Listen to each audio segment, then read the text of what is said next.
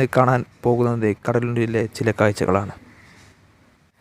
കടലുണ്ടി എന്ന് കേൾക്കുമ്പോൾ നമുക്ക് പെട്ടെന്ന് ഓർമ്മ വരുന്നത് രണ്ട് കാര്യങ്ങളാണ്.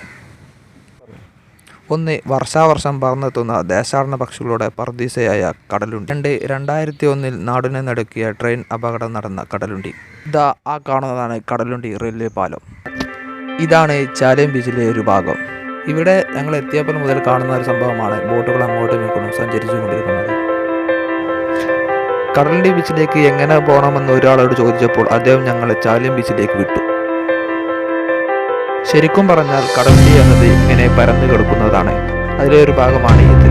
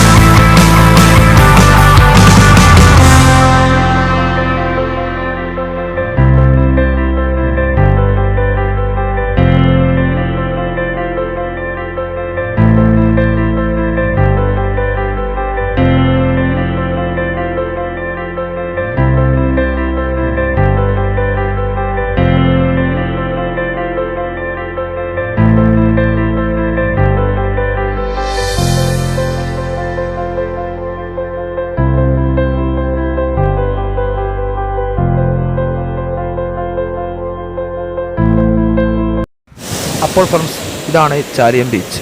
നാം നേരത്തെ കണ്ട ബീച്ചിൽ നിന്ന് 5 മിനിറ്റ് സഞ്ചരിച്ചപ്പോഴാണ് ഇപ്പോൾ കാണുന്ന ബീച്ചിൽ എത്തിപ്പെട്ടത്. ഇപ്പോൾ ഇവിടെ വളരെ ശാന്തമാണ്. എന്നാൽ വൈകുന്നേരങ്ങൾ നമുക്ക് ഇതുപോലെ കാണാൻ സാധിക്കില്ല.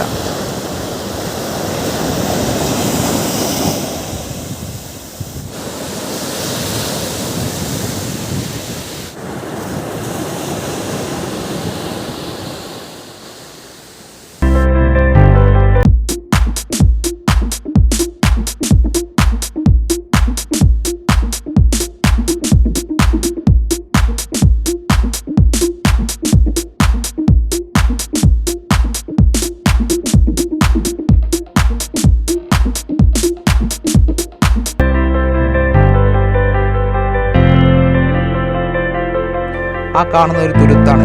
ചിലർ ഇതിന് ബാലാ തുരുത്ത് എന്നും കാക്കാ തുരുത്ത് എന്നും പറയപ്പെടാം. കടലുണ്ടി പക്ഷി സങ്കേതത്തിലേക്ക് പോകുന്ന വഴിയിൽ വെച്ചാണ് സൈക്കിൾ ചവിട്ടി ഇന്ത്യ മുഴുവനും കറങ്ങണം എന്ന ലക്ഷ്യവുമായി പോകുന്ന നിജേഷ് എന്ന ചെറുപ്പക്കാരനെ കണ്ടത്. ബാക്കി വിശേഷങ്ങൾ അദ്ദേഹത്തോട് തന്നെ നമുക്ക് ചോദിച്ചറിയാം. ഞാൻ കണ്ണൂരാണ്. കണ്ണൂര് തയ്യിൽ പറയും.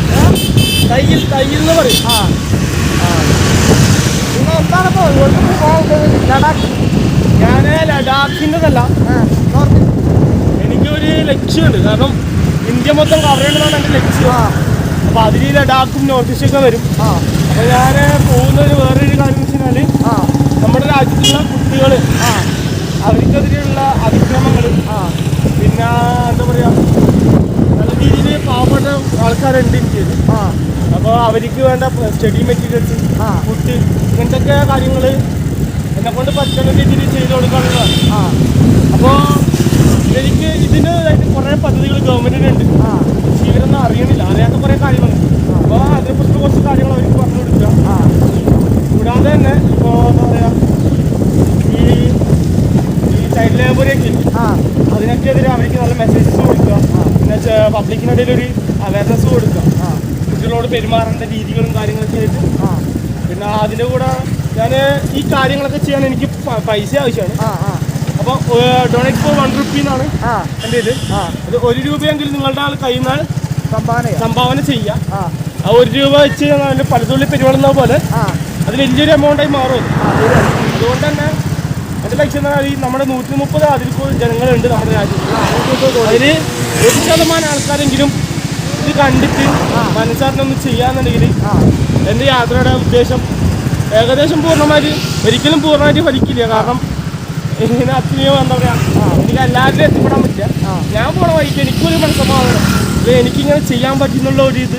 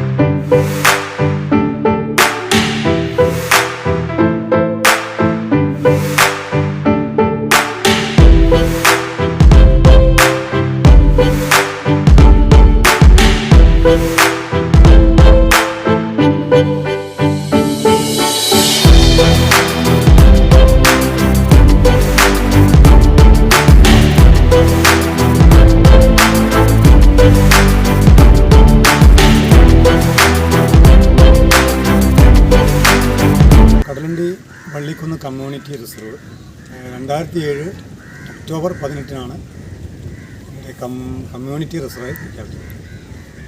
എന്താണ് കമ്മ്യൂണിറ്റി റിസർവ് എന്നുള്ളത് ജനങ്ങൾക്ക് പൊതുവെ അറിവ് കുറവാണ്.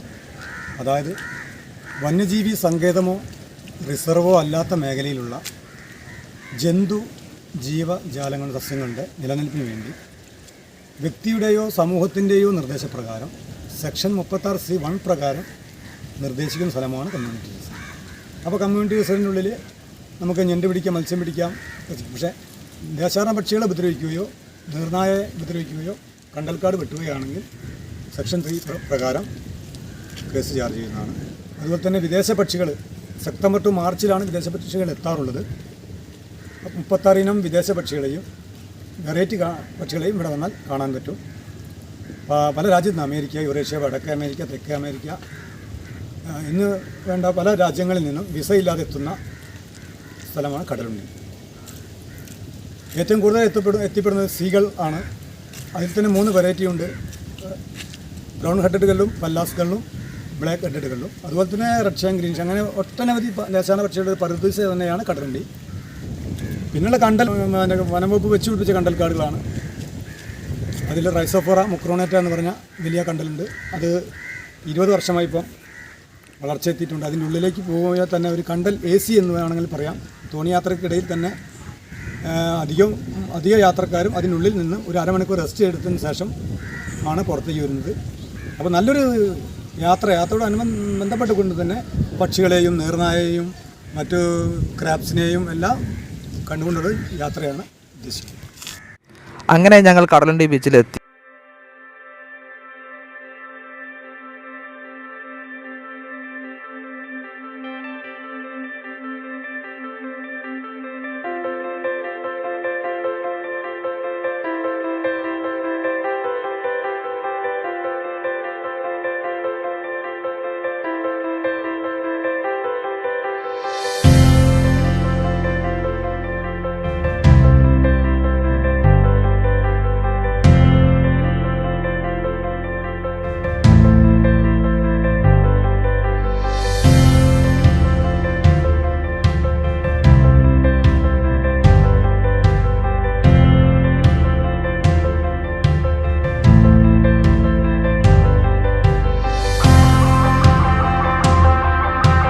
ഈ കാണുന്ന ആൾക്കാർ കക്കെടുക്കാൻ വേണ്ടി വെള്ളത്തിലിറങ്ങിയതാണ്.